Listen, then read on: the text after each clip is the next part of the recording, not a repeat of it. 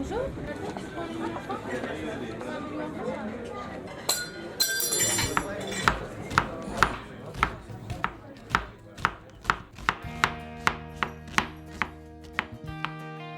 great that there's a lot of the beer world now talking about Birmingham really as this exciting new city, because there's always breweries popping up, like new breweries, new exciting breweries, and breweries that people are talking about in the scene a lot, and a lot of it comes down to kind of like storytelling. But Birmingham's got the fact that there's so many new breweries that are taking the beer seriously, and they don't seem to be incredibly kind of like overfunded or anything. Like, everyone's kind of at a similar stage and a similar size and all kind of like pushing the boundaries of what they can do. Hello everyone, and welcome to Breaking Bread, the Birmingham food podcast presented by food obsessed mates Liam and Carl. I'm your host Liam, just me today doing this intro. Carl seems to get out of doing all his intros. Good for him. I don't mind, I like talking. Hope you're all well. January is nearly over, longest month ever, but the end is in sight. Some absolutely awesome things on the horizon already.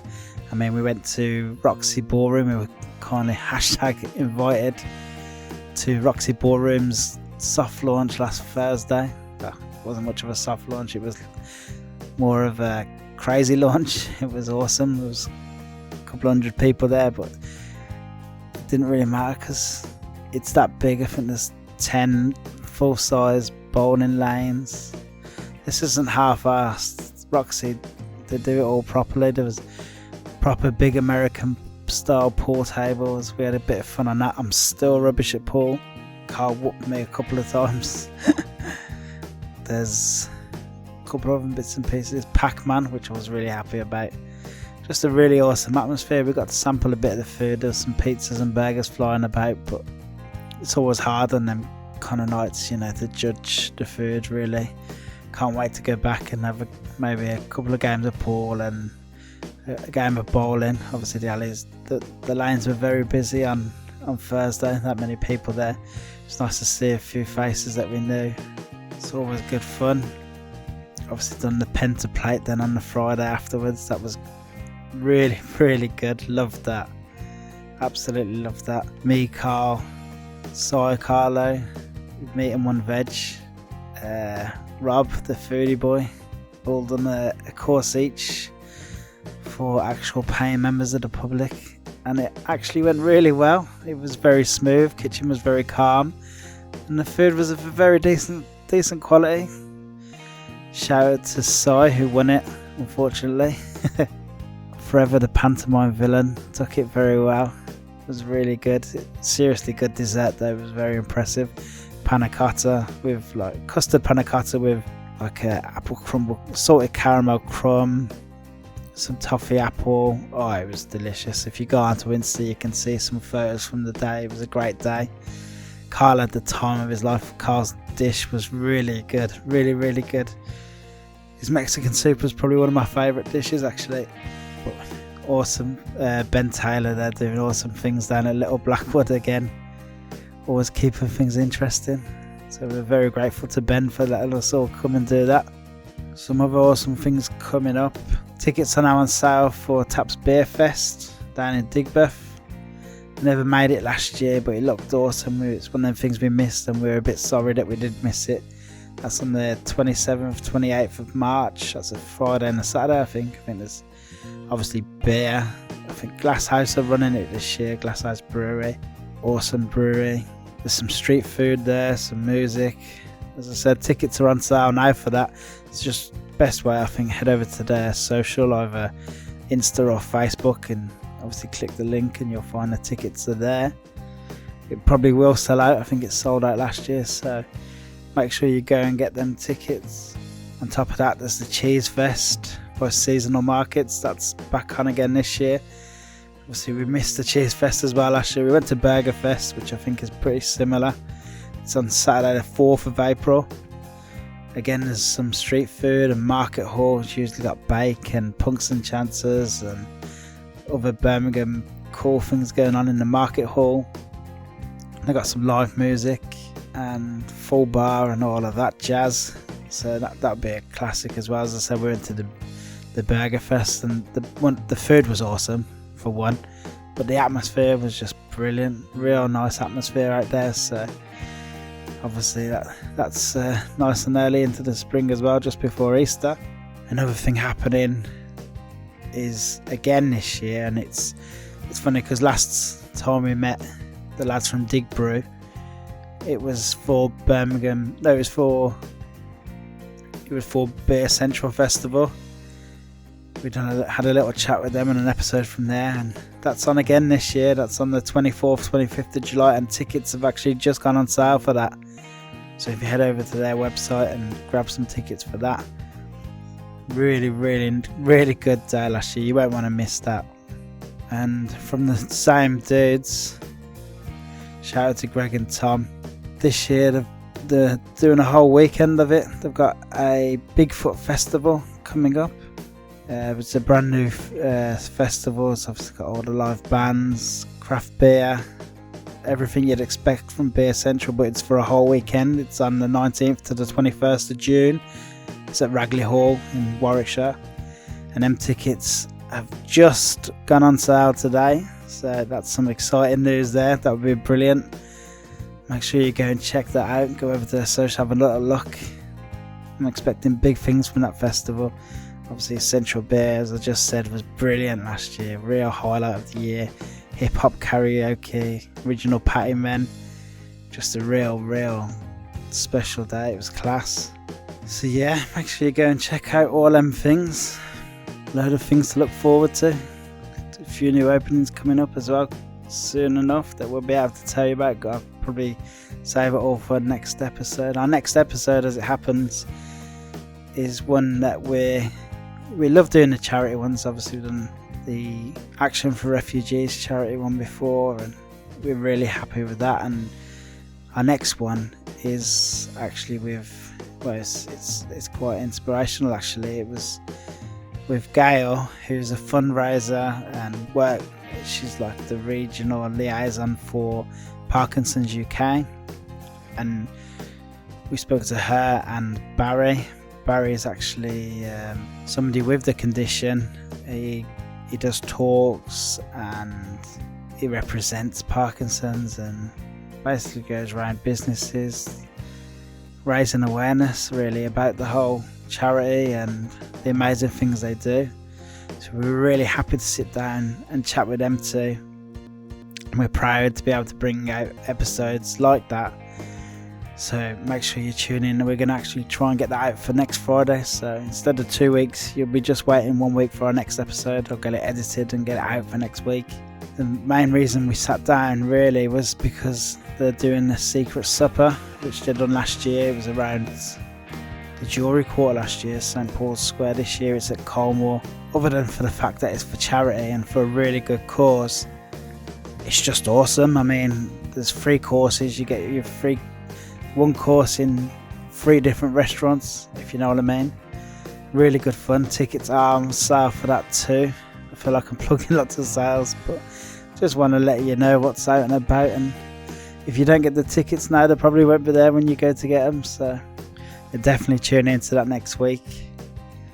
Obviously, if you love what we do, keep nagging you every week. Please rate and review us on iTunes. It really means a lot to us, and it really helps us bang that Birmingham drum and get the podcast heard by more people.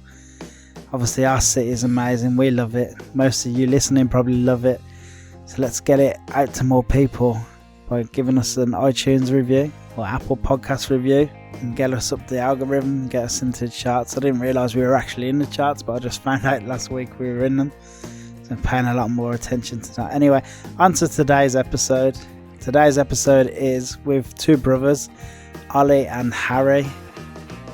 Ollie is from Digbrew and Harry is from the food side of Digbrew, which is dough. It's just been rebranded. It's come out of its shell as its own kind of identity, but obviously pairs very well with the taproom and obviously beer and pizza made in heaven. Who doesn't love that? But yeah, we have a really good conversation really. It was nice to sit down with lads. We recorded from the tap room, so it's obviously not a studio, it's quite big, There's some echoes, there's some refrigerators going in the background, there's some beer mixing in the distance. It all adds to the atmosphere. I'm quite happy with it. So yeah, I mean, this episode, it was nice to hear Ollie tell us about his hobby that he started while he was at university and how he managed to build that up and turn it into the awesome tap rooms and business that it is today. I mean, it's not just in Birmingham where Digbrew's loved, it's in quite a few of the national bars and stuff as well. I know the craft group use it a lot. Obviously Carl loves Digbrew. It was Carl who kind of kept nagging at me to get this episode done because he absolutely loves Digbrew. And the pizza's awesome too. So yeah, just two great lads doing great things. So ladies and gentlemen, Harry and Ollie.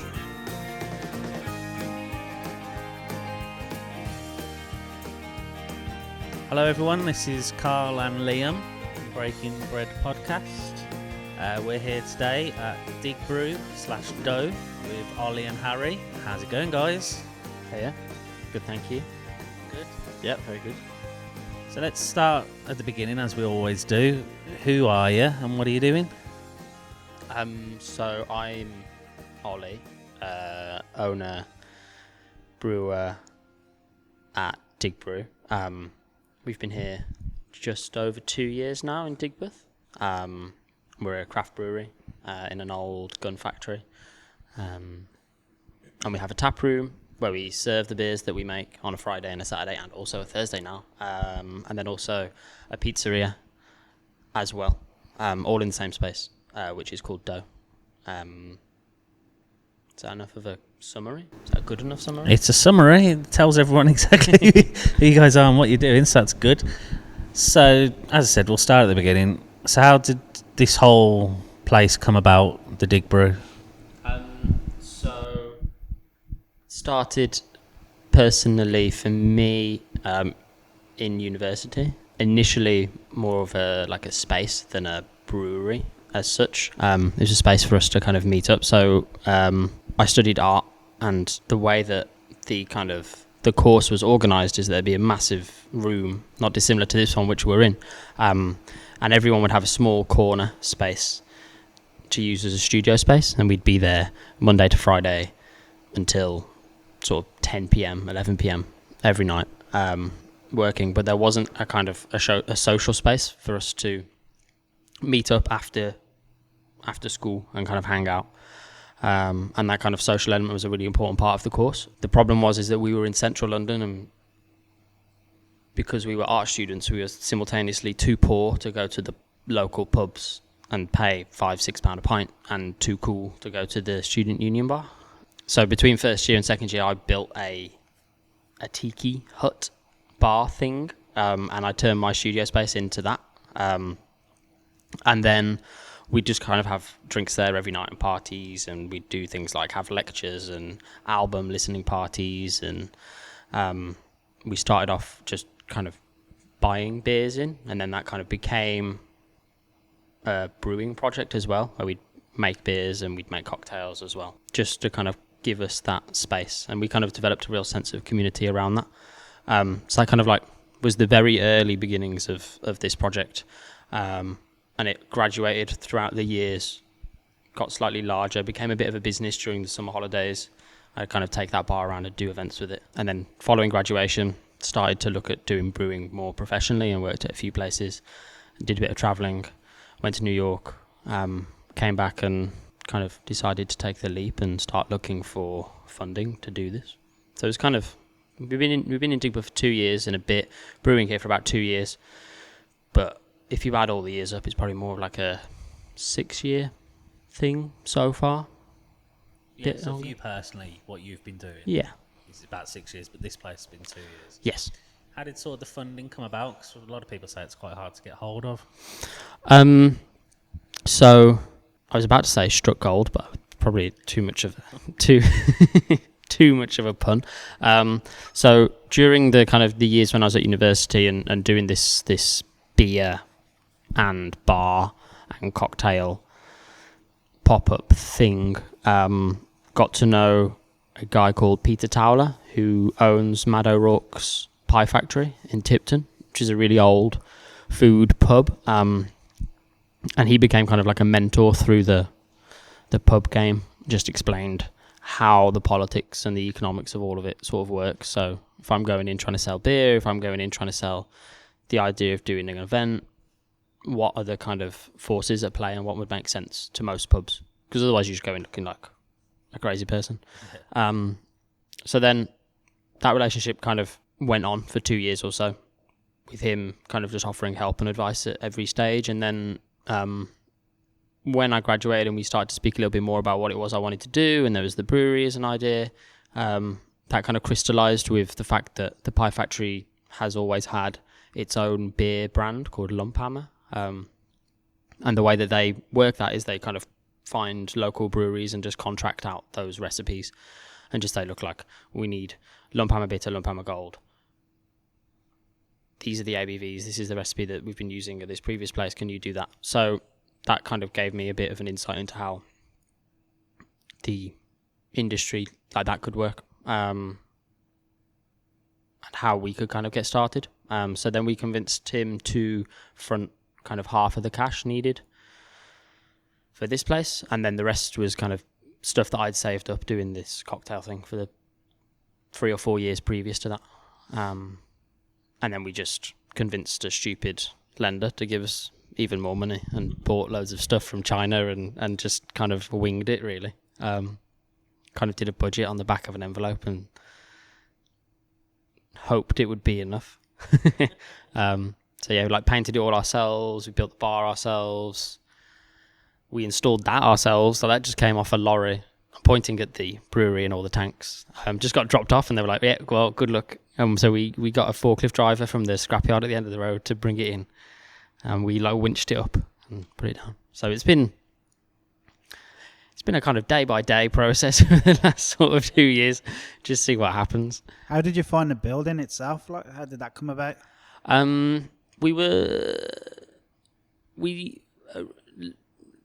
Digbrew was the kind of the starting point for this building. Did it have to be Digbrew? Was that always in your mind?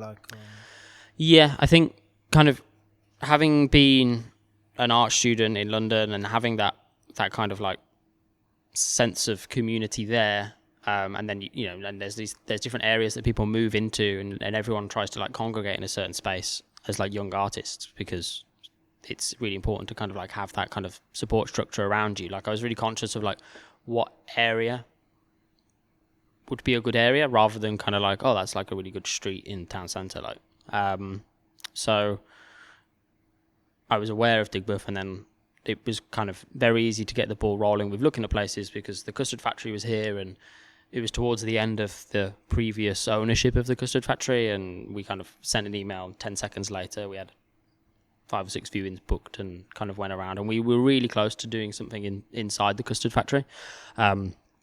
We didn't, because it got really strange when the old owner had trademarked certain brewery names and was offering them to us if we kind of moved in, which just got really weird.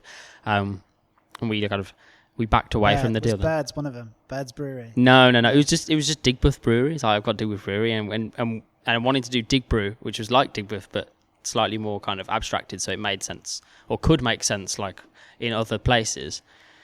It all got a little bit strange, and then there was like different types of lawyers involved, not just like ones looking at leases.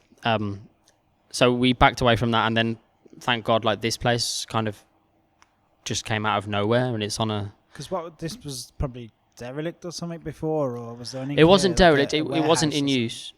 It was directly before us, it was just used as like a storage space for, I think, a clothing company. Sold clothes on eBay.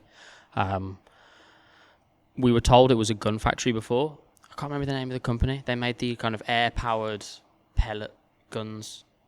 British something. BSA? I think it's BSA. I could be making that up. And then actually, the previous owner of the building came to the taproom like 2 weeks ago. His son just was he came with some friends, and he said he was standing and he was like, wait a minute, I've been here before. And then he realised it was his dad's old factory. So then he bought his dad, and they used to make handles out of metal. He said at one point he had 93 workers in this space, all just making handles on like steam powered machines, which was amazing. But yeah, we found this space and it was massive and just a big blank canvas really, and had to kind of go for it. So we're kind of still growing into it really. How old were you then when it was all kind of going? Just out of university, was it? Yeah. So I graduated in the May. So I was a year out, 2 years ago. 24, I think, when we were just starting to get the ball rolling with Digbrew, and then probably had a birthday, so about 25 when we first kind of got the keys and everything.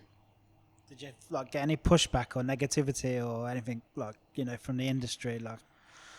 Not really. I think in hindsight, no. I think at the time I was concerned of kind of not being within the kind of Birmingham beer scene before we started here. Like obviously I'm from Wolverhampton and I'd been in London for the past sort of 6 years or so. Was there many beers around at the time? Like it seems to have exploded now this last kind of 2 years, but I think we came just after it started really with Burning Soul had been open a few months and like doing their thing, and Glasshouse had been around probably I'd say 6 months before we got started, and very much on like a small scale now, and they've like scaled up. So I guess we especially now that it's really exploded, you'd put us in that kind of early category. Whereas at the time we were very much like the new ones jumping on the bandwagon. I hope we have kind of like. How were your peers? Like, how was Burning the lad? Well, I say lads, obviously. It's not lads. But how did Burning Soul accept you and Glasshouse and? Oh, great! Like with open arms, really. Probably just you just get worried yourself, don't you?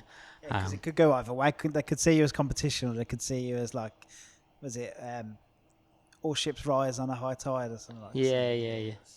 Yeah. It's always been like that, really. And it's great that there's a lot of the beer world now talking about Birmingham really as this exciting new city, because there's always breweries popping up, like new breweries, new exciting breweries, and breweries that people are talking about in the scene a lot, and a lot of it comes down to kind of like storytelling. But Birmingham's got the fact that there's so many new breweries that are taking the beer seriously, and they don't seem to be kind of like incredibly kind of like overfunded or anything. Like everyone's kind of at a similar stage and a similar size, and all kind of like pushing the boundaries of what they can do. It gives people something to kind of like talk about. And now you can go to Sturchley, and you can go to like loads of craft beer bars, and you can go to Glasshouse, and you can go to Attic, and there's like it's the beginnings of like a beer trail there, or like there already is a beer trail, and like we're kind of outside now in Digbrew, but that's fine. I like it like that, and people can come travel to us, and just gives people something to kind of like explore and get their teeth into really. Do you all help each other out and kind of? Yeah, I'm always borrowing like things that we forgot to buy. I think I end up doing it more than most. So it's kind of good. Had to borrow a hose from Attic the other week because our pump broke. Things like that. Stuff like that happen quite often. Little bits and pieces break down and unexpected problems.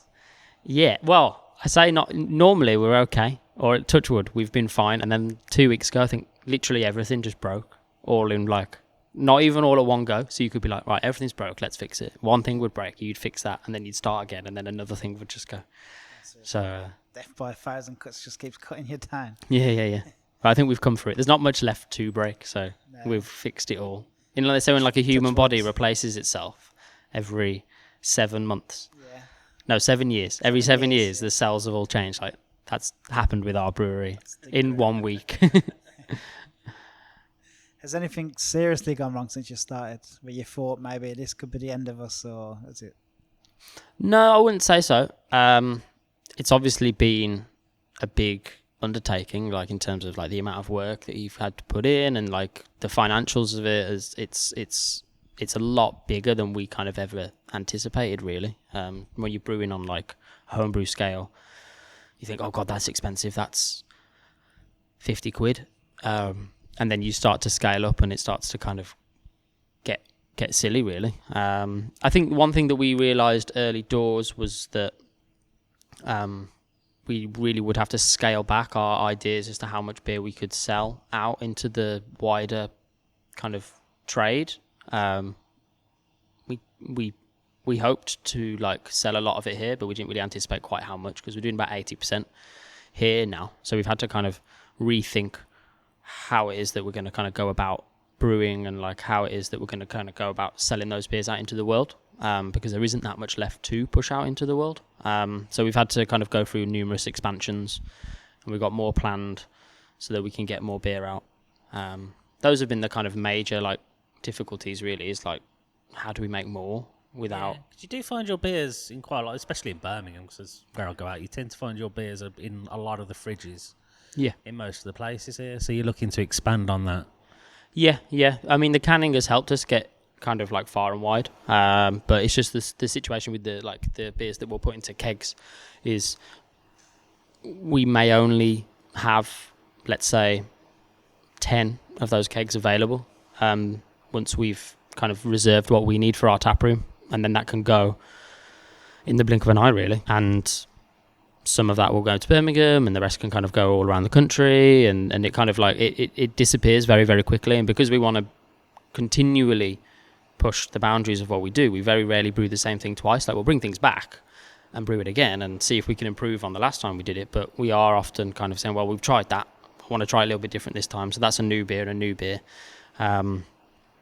But if it's only kind of getting into 2 or 3 places in Birmingham, it's difficult for that kind of like storytelling to happen and people to kind of like get on board. Like, well, I tried like the 3 IPAs that you brought out in June. Unless you're very lucky to like be at exactly the right place at the right time, you won't have. So then the only way to do it is to kind of come to us, which is nice, but it's kind of, that's the challenge for the future, is how do we push past that, or do we want to push past that? So that's what we're thinking about, really. It's a nice bar, and it's big, and it's definitely original for Birmingham. There's not many places where you're actually sat in a brewery, and you've got this cracking long bar, and there's just loads on offer, and there's like a menu of beers. Like, yeah. That is a nice thing about the place, and I can imagine when you started, like, selling it all over the country may not have been the original intention. Was it just? Oh no, certainly not. And like selling it all over the country sounds very grand. It's more, and what I mean by that is more that the kind of the craft beer scene, made up of breweries not dissimilar to ours, that we kind of look up to, that's a kind of a nationally celebrated thing. So it's not like located just in one area. There's people that are drinking contemporary craft beer from like small independent breweries kind of all the way up through the country. So if you kind of put yourself within that category of brewery, you're going to be finding people interested in you all over the country, and you want to kind of reach out and kind of get beers to them as much as you can. Stuff like Beer Central, the festival that travels around, that must really help. Oh yeah, definitely. Yeah. So when you started the place, how many beers did you start with?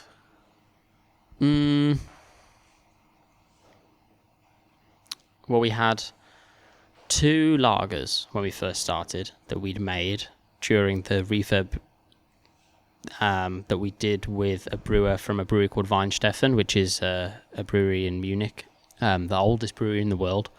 So he came over and he helped us make them Digbrew Lager and Digbrew Imperial Lager. That was probably our opening week, and then kind of ever since then we've sort of been releasing 1 or 2 beers a week, really, since then. How many beers do you think you've made in total from start to finish?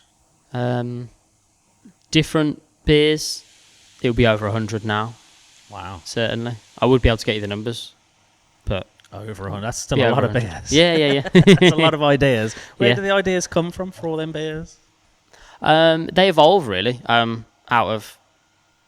I suppose there's different starting points. There's times when like you can try someone else's beer and you're like, I really want to see if I can do something similar to that, or like I really like this element of it, I'm going to try and copy it to a certain extent. And then once you've done that a few times, you start to kind of like do that with your own beers. So you think, well, we've managed to achieve this and this and this with this beer, but we didn't really like the fact that, I don't know, like the hop kind of aroma faded so quickly, or we feel like there's something that more could be done with trying to get some more body in there or something like that, or different kind of like yeast profiles. And then you kind of just start to tinker with things yourself. And then once you've kind of done a recipe kind of 4 or 5 times, you kind of like happy that you've kind of like got the most out of that recipe that you can. But it's kind of like you wouldn't be able to do that, and you wouldn't have that kind of learning curve if you just brewed the same beer 4 times in a row. You have to kind of like go on a journey and try to do some other things, see what you can learn from them, try different ingredients, try different processes, and then come back to it and then try and push the boundaries over and over. Do you have a favourite brewery or a brewery that inspires you? Or it doesn't have to be in England, it could be anywhere. Well, when I went to so after I graduated art school, my first job was making log cabins, which was great, but also really hard work and not something I could see myself doing for much longer. So then kind of got into looking at seeing about the possibility of finding a way of funding a brewery. I went to New York for a month to spend what was left on the credit cards, and kind of like going to the other half in Brooklyn when I was there was a real kind of like moment of doesn't matter, like just make it happen. Like you can, this is like super, super exciting. So that was like definitely, that was the moment that I kind of decided that I wasn't going to do anything other than this. Before that, I kind of like a brewery that was my awakening, I suppose, as a student was Howling Hops, which is in Hackney Wick. They've got a really big taproom and they serve all the beers out of conditioning tanks. And, as like a 19-year-old, that was a kind of a massive eye-opener to like the possibility of beer beyond kind of the German styles that you'd be able to get in like pubs in Wolverhampton. If you were really into beer, you might be able to get a little bit of kind of Munich based breweries in the off license, and that would be about it. So yeah, I'd say like, which is a very cliched answer really, other half. But is there anything you started making and from the beginning that you've still got it and you haven't changed the recipe? Conditioning tank is the final kind of tank that you would go into with the beer before it ended up into cans or into bottles or into kegs or whatever. So it's after fermentation has happened, you then condition the beer colder generally, and that's where you'll carbonate it as well. So yeah, they were serving it beer straight out of the tank. My questions were related, and you've changed. Because you mentioned conditioning, is that not tradition? Is that not traditional way you do things, or you made it sound like it was something different that you'd not seen before? I'd certainly not seen it on that scale. They had probably like 2,000 litre conditioning tanks all along the bar. I think probably 10 of them with just like beer taps in the side. I suppose a traditional method of conditioning beer in the UK is cask conditioned. So rather than going into a conditioning tank, and that's where you can kind of chill it down, the yeast will come out of suspension. You can take that yeast away, or you may have already taken you may have already like removed the yeast before you've even got into the conditioning tank. Cask conditioning is that final process happens inside the cask, inside the pub cellar, and that's why cask is a kind of like niche thing that we only really do in the British Isles, really. And you can have like a good cask pub and a bad cask pub, and someone that looks after it well and someone who doesn't. If it's tank conditioned, that's where that kind of like higher level of consistency comes from that you'll find in like kegging canned beer, because it's kind of gone through that slower, colder process and finalising and carbonation, and it kind of stays where you've put it to a very certain extent. It does change a lot, but it's not as much as cask can change in the blink of an eye. Cool. So is there any beers that you had from the beginning that you've still got now on the taps? There isn't. There's certain styles that have been a constant all the way through, but we've kind of right from the start.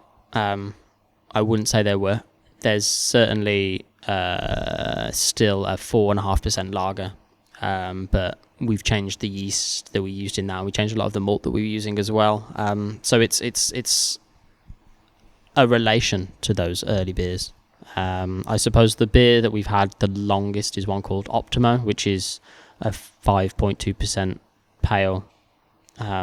It started life just as a Citra single hop, and it's kind of gone through lots of different versions using different hops and different yeasts and things like that. And that's something that we've kind of like always used as a benchmark. It's like, well, kind of like, is there anything that we've learned in the last sort of 2 months that we can take back to that beer, and we'll see if we can like improve it with those things, or see what changes we're likely to find with those new processes or those new ingredients. So Optimo would definitely be like that, if that's the kind of closest thing we've got to a core beer. Is there any flavours that you've wanted to make but you haven't been able to get right? I'd say, yeah, I guess, and it comes out to like, it's like a style as well. Like, we haven't really been able to make very convincing imperial stouts. Well, I say imperial, like kind of anything over like 7%.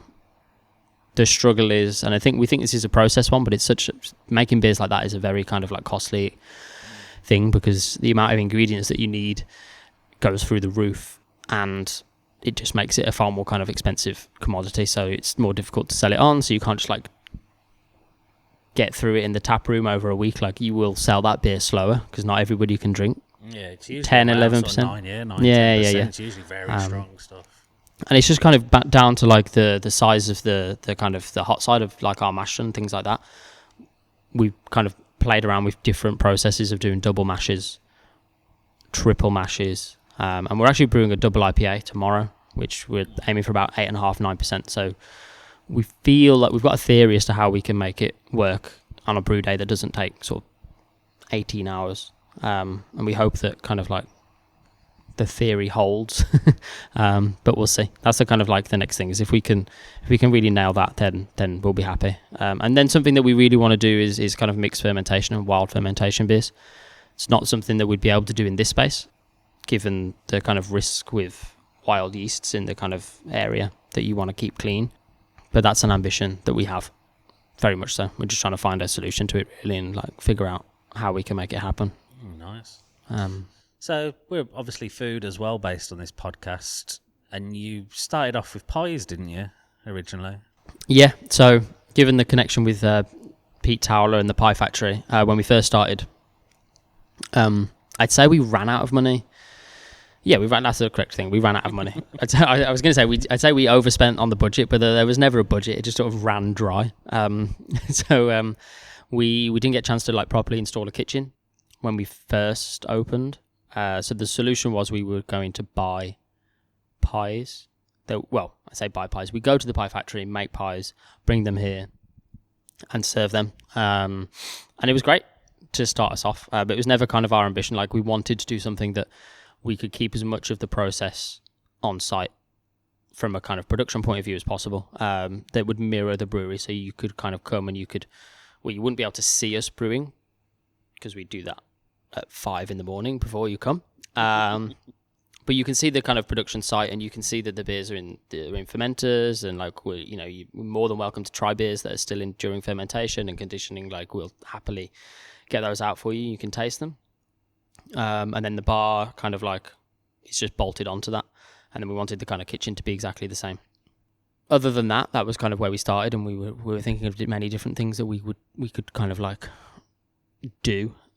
Curing meats was something that we thought as a potential, because that could all kind of be done visibly. But then we landed on pizzas after kind of a few months of conversations, really, as to what would be most appropriate and most befitting in this space. So we revolutionized the world and added pizza to beer, which no one has ever done before. No, it's brand new concept. Yeah, completely new concept.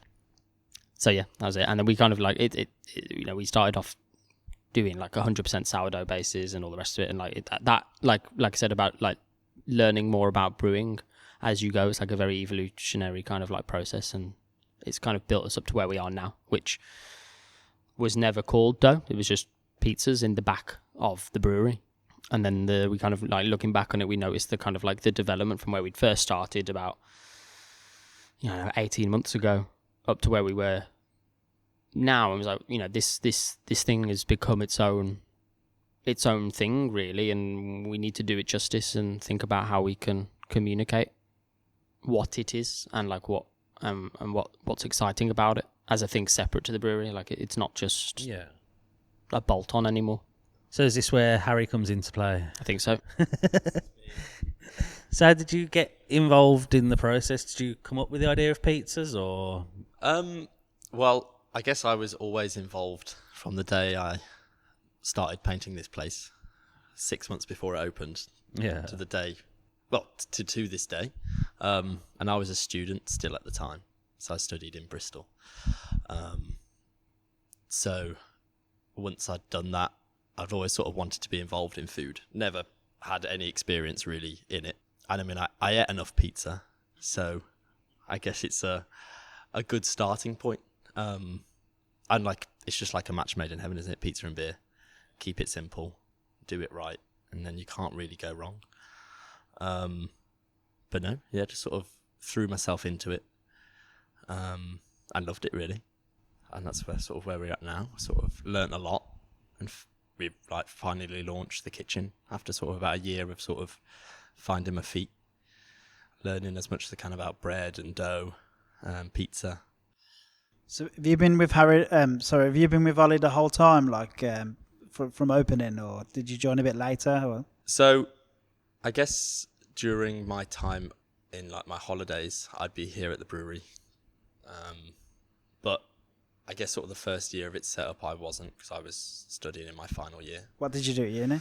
Physics. So quite far away from pizza. Yeah, that's what they say. But no, I think I love studying physics, but it sort of going through the whole uni process sort of made me realise that I need to be a bit more like, have like a creative outlet, because physics is very much textbook. Yeah. And I've always just been massively into food and always thought I'll definitely try it out. So you've seen food as an opportunity to express your creativity, like? I guess so. Yeah. I guess. And it's sort of great sort of going into it, like being like, it's crazy, like here's your own kitchen, off you go. First time round. I was just like, did you always have that feeling you were going to end up working with your brother? Well, it was always like a trial, wasn't it? It was like, will this work? Didn't want to sort of like force anything. Did you always get on anyway as kids and stuff? Are you quite close? Or? No, we are. Yeah. Obviously, I'm just asking, like, me and my brother couldn't work together. Neither of my brothers, all three of us couldn't work together. So it's quite unique. So that's why I'm kind of asking that. But I think it works. I think because we sort of have our own freedom within what we do. Does he kind of leave you, the kitchen's yours and that's it? Yeah, to a certain extent. But no, it's gone well, and here we are now, still like a year and a half down the line. So how did you learn to cook the pizzas? Was it a lot of trial and error, or did you speak to anyone that that does the pizzas? Or I mean, a lot of reading, a lot of eating, a lot of just like pizza. You can spend an eternity watching people make pizza and talking about pizza and all the different styles. Yeah. And it was sort of just like, here's a dough mixer, off we go. And we sort of, when we started, the kitchen wasn't quite as decked out as it is now. So we had the oven, we had a mixer, and like a basic kitchen. But it sort of, through that process of not having too much, I sort of learnt a lot of like managing dough, creating different styles of dough, like reacting to this. Like this building gets very hot in summer and very cold in the winter. Yeah. So managing, and that without like a big storeroom for all our dough, we had to sort of, you have to adapt when you're baking to the environment. So I learnt a lot, and then finally got confident with where we were at with the dough and our sort of pizza making ability. It just felt like the right time, especially with the the pizza market exploding in Birmingham. Yeah, it seems to be loads of places have cropped up now. Yeah. So, I mean, it's great because they've got, there's on Bennett's Hill, there's obviously the Francomanca and Rudy's, sort of Rudy's is good. Neapolitana style. And then you've got, along with Polly and King's Heath, we just sort of saw a gap in the market with slice shops, basically. No one was doing big. And I feel like going bigger, it sort of suits the Digbrew taproom. Like, we've got big beer benches. You know, it's a place where everyone comes with their friends and stays for the whole night. So we wanted to sort of take that sort of bring your friends, bring your family. Was that sort of the angle with the size? Because they're 20 inches, the pizza, aren't they? Yes, yeah. So the angle was to just get people sitting around on pizza. Because I'd cane one of them by myself, I reckon. I've seen, there's a few people who've tried and they've got down to final 2 slices. I've not seen anyone complete a whole one yet. Have you thought of doing a challenge? We thought that, but I have seen food challenges before and it's sort of, it's not a pleasant sight, is it? No, it's not normally. They're quite tacky as well, aren't they? Yeah. Let's face it. It's not what yous are about here, really. No. But, we try. We pretend. But, yeah. And I guess as well with the, tap room getting busier and the demand in the kitchen, when we were doing the small pies, it would, a table of 10 would come in. We'd have to make 10 different pizzas for them, whereas they can come in, they can share 3 pizzas, try the whole menu between them. And it's sort of we tried it out a bit and it just seemed to work, it seemed to fit better. Was it something you'd seen in New York, Ollie, maybe, and brought back? Or because it's like a massive thing in New York, isn't it? That was one of my favourite parts of New York. You could just grab a slice while you were walking. Yeah, I mean, the dollar slice is like a lifesaver. And I think the thing that I kind of noticed, it wasn't conscious about pizza in New York, but definitely kind of absorbed it and unconsciously and realized it when we were talking about what it is that we'd like to do is there's such a rich history for pizza as it's moved around the world and changed as it's moved around the world, and that's a kind of it mirrors and it's similar to the history of beer, and you learn about different beer styles coming from different areas because that's the kind of way that the water is made up there, and it's perfect for making darker beers, or it's perfect for making pale ales and bringing out hop flavors or bringing out more of the multi flavors, and it just seemed, I remember when we kind of had that realization that you could talk about both of these things in this kind of migratory kind of sense. We're like, oh wow, yeah, that's genius. We're the first people to ever think of this. And then, yeah. And then also going back to the reason that we've gone with the big ones as well is a lot of it was down to necessity, really.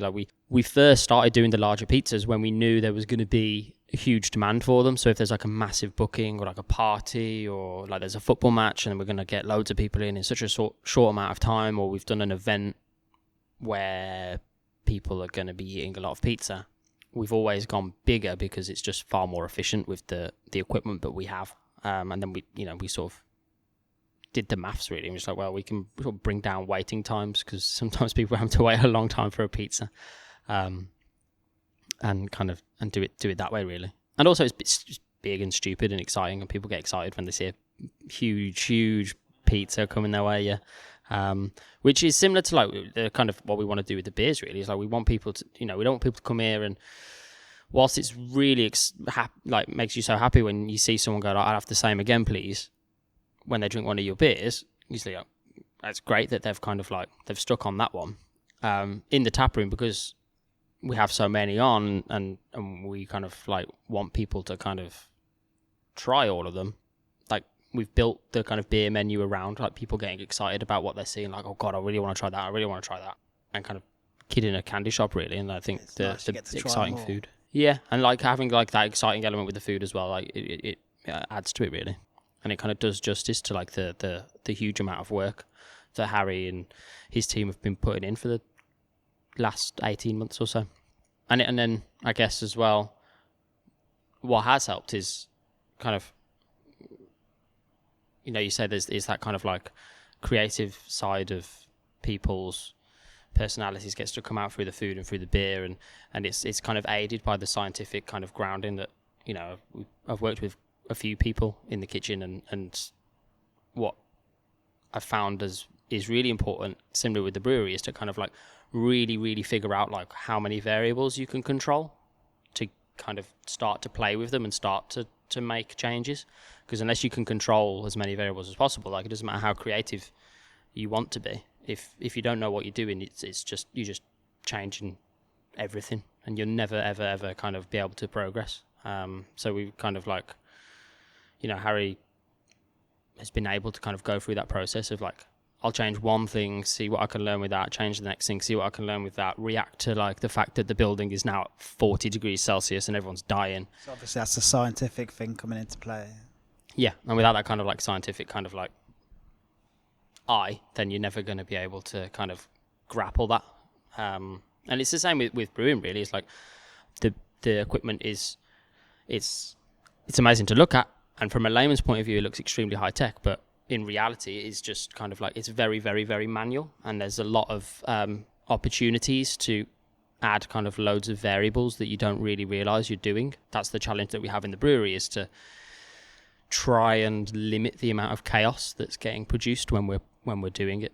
And then once we get a control of that, then we can start to be like, actually, I kind of like these flavors. Like let's add it at this point and see if we can target things. So where do the flavour inspirations come from for the pizza? Because it's not a massive menu. How many pizzas do you have? So we have 4 pizzas on.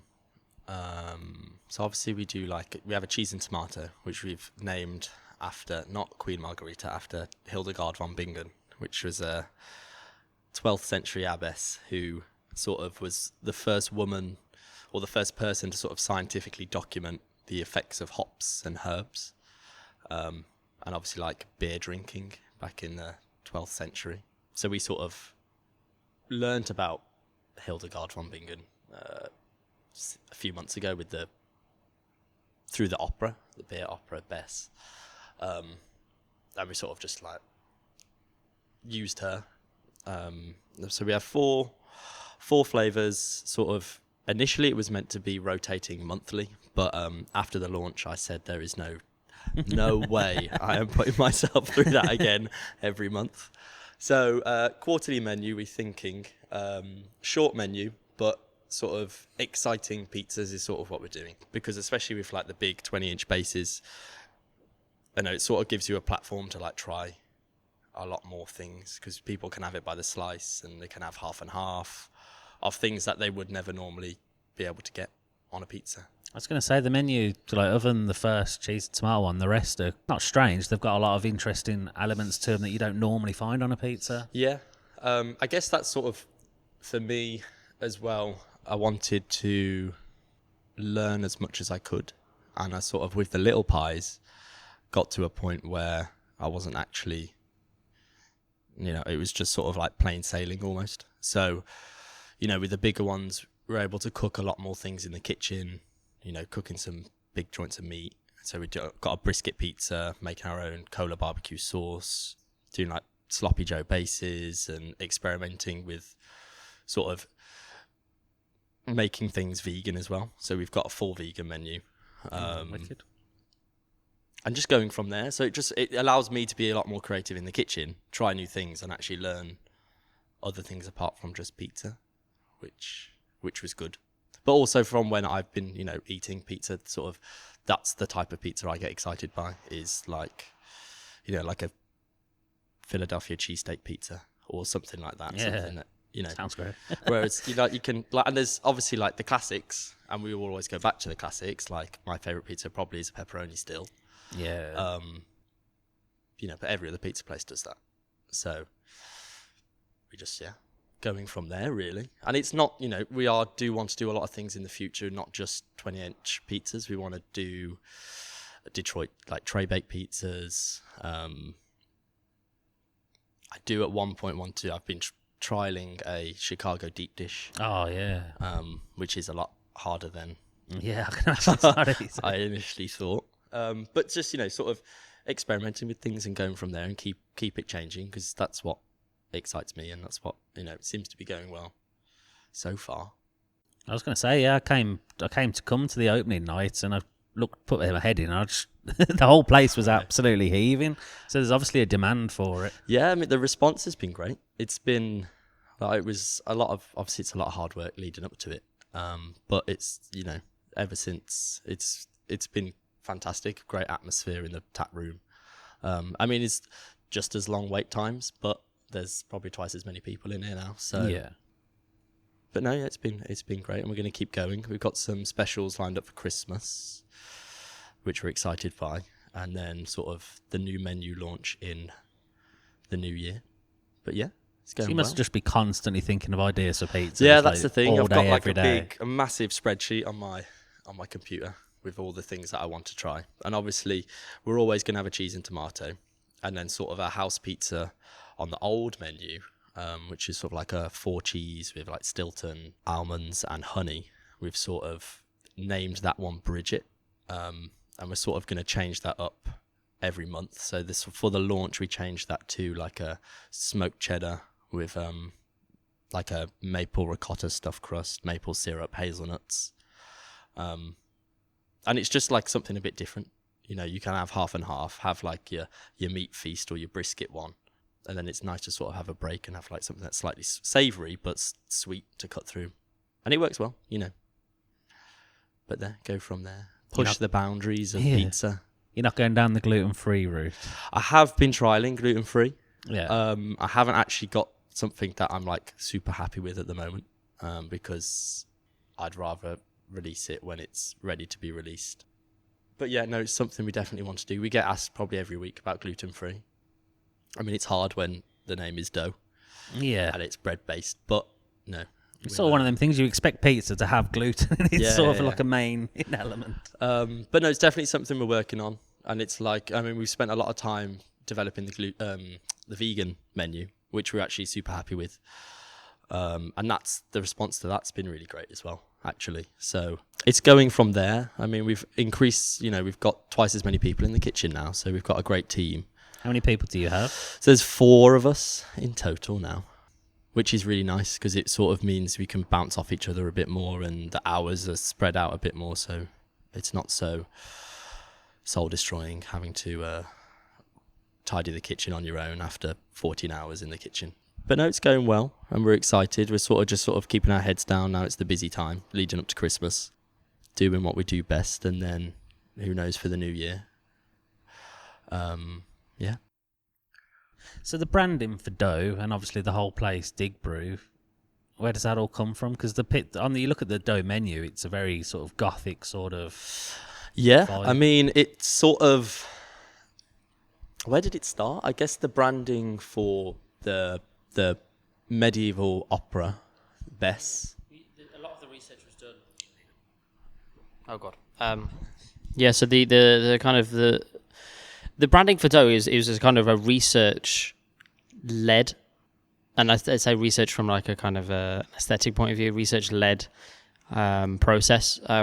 We got involved with an opera company who were writing an opera about a woman brewing in medieval England. So we started to look at a lot of like medieval art, like tapestries and wood carvings.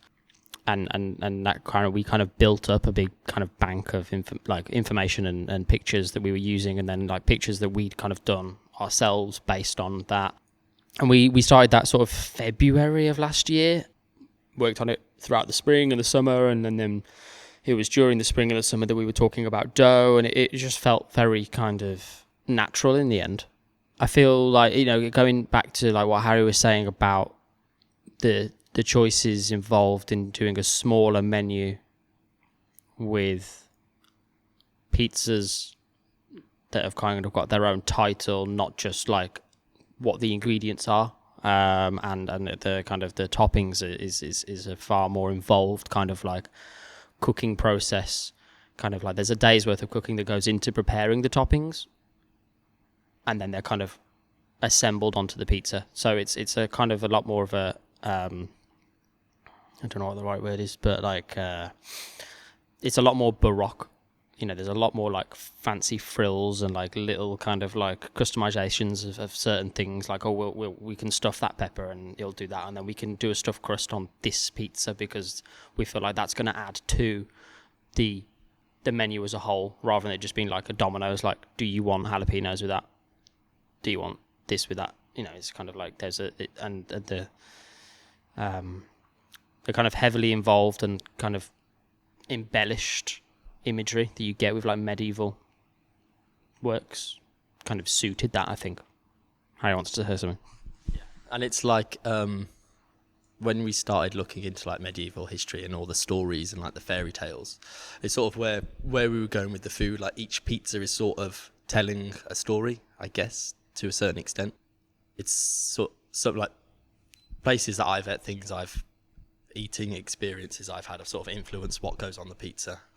So like, for example, the Kennis Shornkarsen is named after my friend's dad, who invited me to his barbecue and cooked me sloppy joe for the first time. So it's sort of drawing on experiences and things like that, and sort of telling a story in one sort of plate.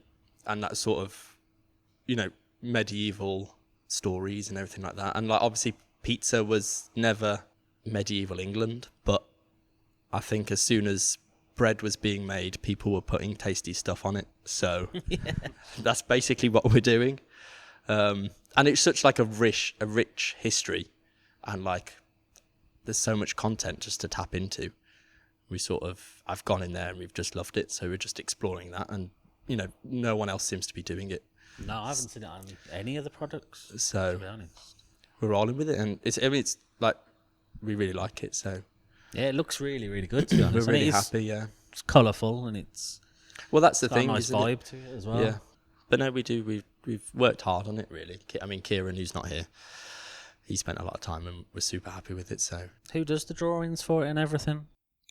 So yeah, like Harry said, Kieran is a person like very central at Digbrew, and we do all of our design work is done in house and collaboratively between all of us, really. And it's Kieran who drives that in our team. He's the kind of Photoshop whiz and the one that does all of the drawings and pulls it all together for us. So he did all the taps and the cans as well. Yeah, that's all done here. And like Harry said, like with the names kind of having relevance to kind of like his personal history, or Hildegard von Bingen is like related to the history of beer making, and Spyro the Dragon, some people may have heard of before. That's an ethos that is carried out throughout Digbrew and Dough. Like Digbrew's branding is slightly cleaner than Dough's, I'd say, or less baroque, more kind of pretentiously. But the thing that we kind of really want to try and do is not to give kind of like throwaway kind of names and titles to things. Which you might not believe when you see kind of like the random names that we come up with, but that's just because we have to come up with a lot.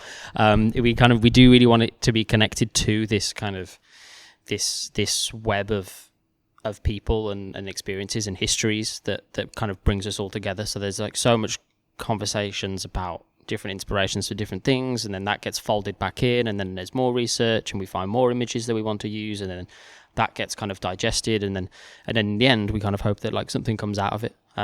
So hopefully, 10 years from now, that history of all these things that we've been making is going to be like a rich and fertile kind of like source of kind of information that we can continue to draw on. Really, we kind of want to build something that starts to have its own references from within itself, which is just a very long kind of slow process, and we've kind of steered away from building up like a bank of names and a bank of designs that we can just pull from, like, well, that looks cool and that sounds funny, so people will remember that, let's do that. People get told off for doing that here as much as they get told off for making decisions without thinking about them in the kind of production processes. We take it really, really seriously. So can't give you any answers at the moment, but in a decade there might be some clear thread of intention that makes a lot more sense. Touching on the names there, this might be a silly question, but it's something I've just always wondered. As someone who, like, I don't drink at all, so I don't know much about craft beer. what's the whole crack with the hell? You see a lot of beers that are called hell or hella or hell. Yeah, so there's a German style of lager called Helles, which is where it comes from, and hell in German. This is where I get this wrong, but I'm pretty sure it means like pale or light. That's what it means in my head, and that's the kind of style of things. And it's just, I think it's always stuck around because it's such a strong word, really. That or at least that's what, it's like Camden Hells use it because it you just stick hell on something and it. Yeah, I mean, I've seen it on most breweries. I was like, how come everyone still uses this word hell? Like, I just never understood it, so I thought I'd take this opportunity to ask the question for someone who would know. So it's just like a light beer, really, pale beer, and it's a sort of the working man's lager of Bavaria. Yeah. I just assumed if I didn't know, somebody else wouldn't know. So one of our listeners probably wouldn't know. So it's basically like the German stout, German porter. No, like German. Oh yeah, I know it's nothing. I know it's lager, but I'm just saying, as it's in for the working class. Porter was obviously for the working class. So that's link. I know it's not the same. No. I used to drink, so I did know what they used to taste like. But yeah. What does 2020 hold for Digbrew and Dough? That's a great question. Well, we, like I said before, from a beer point of view, we hope that we can improve as much as we did in 2019. That's the ambition, really. Like we're really excited about the beers that we're making, and when we compare them to what we were making before, I'm not going to say that we were a bad brewery, but now we're a good brewery. But like it's really heartening to see us improving and learning so much. Hopefully we can continue that. We've got lots of kind of ideas in the back of our heads as to what we can do in terms of upping production. We're very much at capacity at the moment. We'd like to squeeze out a little bit more. We'd very much like to find a way that we could serve our beers to customers as often as possible. I said about 80% of it is served in-house, and if we're going to make more of it, then we need to sell even more of it in-house or find a second house.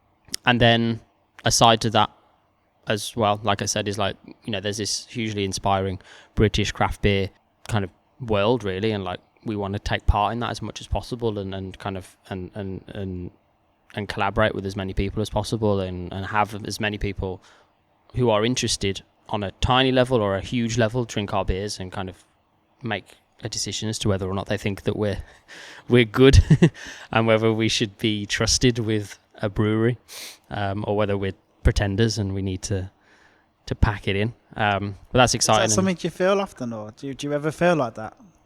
Like imposter syndrome. It's a big. I wouldn't say full blown imposter syndrome. Sometimes, yeah, and we've had the privilege of winning a competition which got us to go to like quite a few kind of internationally renowned beer festivals and pour our beer, and we got to pour alongside some of the kings of British international craft beer like Finback and Verdant, and we didn't go in there kind of like some sort of street fighter contest that we were going to be like better, but it was like really it was really exciting to see us alongside those things, and it was very much like this is the goal, like they've probably got 500 beers on you, so you got to make sure you learn as much as they do in your next 500. And if you're if you're making beers that quality, then you can be happy. Maybe you can do better than that. And then you do start to look at your own thing and think, shit, I got a lot. I need to get back to the brewery and make some more beer. I need to crack on with this. Yeah, I just asked the imposter thing because I'm not just saying this because we're sitting here in front of you. I would say Digbrew is probably one of the top breweries. We get a lot of people saying, like, have you tried Digbrew? Have you heard of Digbrew? It's great. Around Birmingham anyway. Like, the people we talk to, they always say this is the place, So if you still feel imposter syndrome, like, it's quite normal for somebody else to feel it, if you know what I mean. Like, we might have listeners who are only just starting out, the little kind of, maybe they're brewing at home and have inspiration to go and start up on their own. And if they can hear that someone like you, who they'll probably be thinking, like, Digbrew are the ones, like, and if they still feel like that, then I won't feel so bad about it, you know what I mean? Yeah. Well, there's certainly been times in this process where you do question what you're doing, and there's like all it takes is sort of like 3 mistakes in a row where something hasn't really come off on the beer, or something's happened and you just don't know what it is, and then you start worrying about all these other things as well. And then I think as well, like we've kind of, the beer, the marketplace in general is a big kind of scary place, and we've made mistakes. We certainly have made mistakes in terms of like what beers to kind of brew for certain people, and there's been opportunities where they're like, look, like you can make you can get your beer to like X amount of tens of thousands of people if you do this, and we've agreed to it, and we've kind of sent recipes off, and we brewed a beer in Belgium, and kind of we gave up way too much control really as to the finished product, and we'd signed off on that before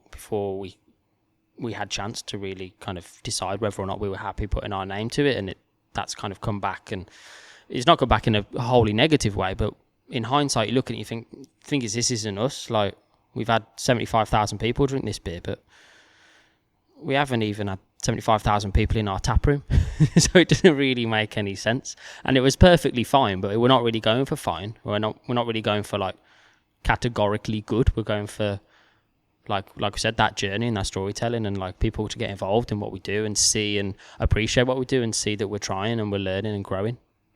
Not just sort of like, here's loads of beer and here's loads of customers and here's loads of money. We didn't get any money for it anyway. But there was lots of people drinking it, and lots of people, and it's nice that people can kind of, you can get that beer and like, but it didn't feel like organic or true. It felt like we'd faked it really.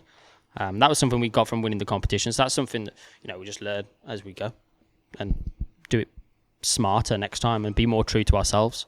Thanks very much, Harry. Harry's got to take off. Thank you. I have to run. Cheers. See you in a bit. The only thing I was going to say is I usually ask chefs and other kind of distillers and stuff we've had on, like if they could just give like a piece of advice to someone starting out. Do you have any advice that you, like just one piece of advice that you might have wished you had when you were still brewing in your university digs? Or so somebody listening now who might be just doing a bit of home brew and they're looking to get to where you are, what advice would you give them? I think if I had to give one piece of advice, there's obviously there's the age old kind of like aim big, which is all well and good, but when you get into, but also forget that, because that's not my advice. My advice is and I found this really difficult. I mean, being an art student, I found it really, really difficult to like work on a day-to-day level, because the day-to-day level never really felt like it was matching up with like the grand ideas as to what we were going to be able to do or what I was going to be able to make. And so a bad day could kind of set you off, it could just derail the whole project. And the great thing about brewing and kind of having it as something that I was doing alongside on like a really small level when I was at university, I'm not going to pretend that I was brewing 5 or 6 times a week, but then developing that and that becoming kind of my profession, is that you can kind of make an improvement like every single kind of time you do it, and that's kind of the aim really. And it's sort of, that's kind of become the mantra as to everything that we've kind of got here really now, and that's true on like a tiny level. And I think it's something I wish I would have had while I was at university, and I was always kind of like, at some point it's going to click and you're going to be everything that you kind of want to be. But actually, it's more just you do Monday and then you come back and you do Tuesday, and then you try and do better on Wednesday, and then just kind of like evaluate. And like if it hasn't gone that well, then fine, that's great. It's never going to, it's like this process, you will never feel like it's gone well. You'll always feel like you could do better. But then you can kind of look back and you can see that improvement. And that's kind of what I've felt, the last year or so. I really have like stuck to that, because I haven't really had a choice, because it's a business now and people work here and they need wages and all the rest of it. And it's forced me into that. And I wish I'd have learned it 5 years ago. So you just got to keep at it, haven't you, every day? Just keep at it. Yeah. Like I know sometimes with the podcast, like genuinely on a day-to-day, I think, oh yeah, I'm just going to keep building slowly, keep doing what we're doing, build slowly. But then sometimes you wake up and get a mild panic and think, oh my God, why haven't we got like 10,000 listeners? Yeah. And then you try and work out how you can get that 10,000 listeners tomorrow. And then you wake up the next day and realise, I don't know what I was thinking yesterday. I'm just happy enough plodding along, building, work every day, it. And then eventually you will get to where you want it to be. I think that's kind of the same thing. Yeah, I think it goes back to like what I said like previously about like things that haven't gone that well is it's things that have kind of dragged my mind away from that ethos of just like plodding along. Sounds negative, but plodding along and kind of like improving slowly, because you see the people that you look up to, and from the outside it just looks like this perfect storm where like everything's just gone so well for them and it hasn't gone well for you, when actually it's just they're further along.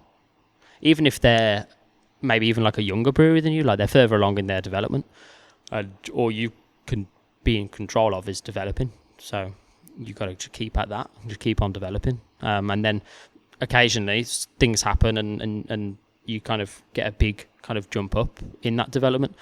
But if it sounds too good to be true, sometimes it can be. So like things like where we have had these opportunities, we're like, oh wow, this is going to be that. And then you forget about your roots, or you forget about what you should be doing. You get burnt. What's it? Is it Icarus? Flew too close to the sun. Yeah, it's Icarus, yeah. So yeah. So are there any events coming up that we can talk about? We will launch Chapter 2, which will be the next kind of 4 pizzas, and we'll have a few events for that, but we'll release more details closer to the time with that. And then other than that, it's just kind of keep on going really and keep on pushing that story along, and hopefully people will kind of come along and see what we've been up to, or find our beers out in the wild and kind of get on board that way.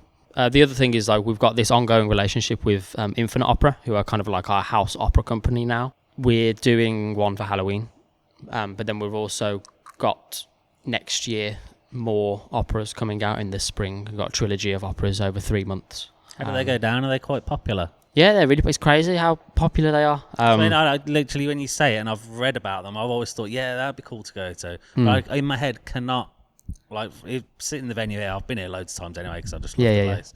But I can't even picture like the setup or like what's it like. Is the bar still running and people getting up and getting beers while the opera's on? Or so the way it works is we build a stage inside the brewery, and we use that as the backdrop, and we build a set around it.